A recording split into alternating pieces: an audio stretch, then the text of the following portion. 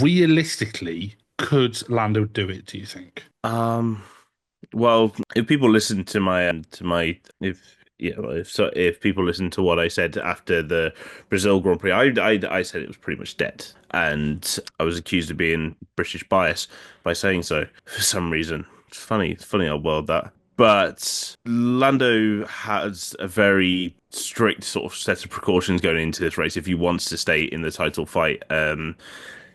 Basically, if he finishes behind Max at all, it's done. Max is champion. Lando, of course, has to at least make it through the race, which he didn't last year. If we all remember, his brakes spectacularly failed on lap one, so he's yet to do a race distance at this track. But he has to at least finish ahead of Max. He's got to finish convincingly ahead of Max. Score, I believe it's more than 3 points, which, can be achieved if he gets a podium or something. But, if he's battling around the midfield and Max is also around there, it becomes a lot more difficult with the way that the points are. But we are talking now, yeah, as you said, 3 races and a sprint. It's 44 points.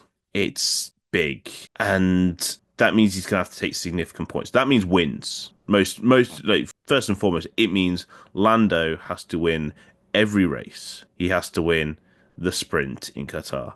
He has to get the fastest lap. There is no room for error at all from now until the end of the season. It's the basic matter of fact. If he wants to win this championship, he now has to put in a championship drive. And this is where champions are made. If he can do it, and if he gets a bit of luck on his way, because let's face it, Max has got to drop significant points, even with wins. He's only outscoring by 7 points each race. That's not enough. He needs to be perfect. He needs to be on it. He needs to be on pole. He has to be good off the line.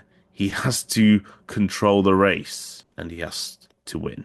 And that is going to be the crux of the matter. Very well said there, mate. It's yeah, he needs some luck to go his way, and that's not me taking a jab at what he said last week.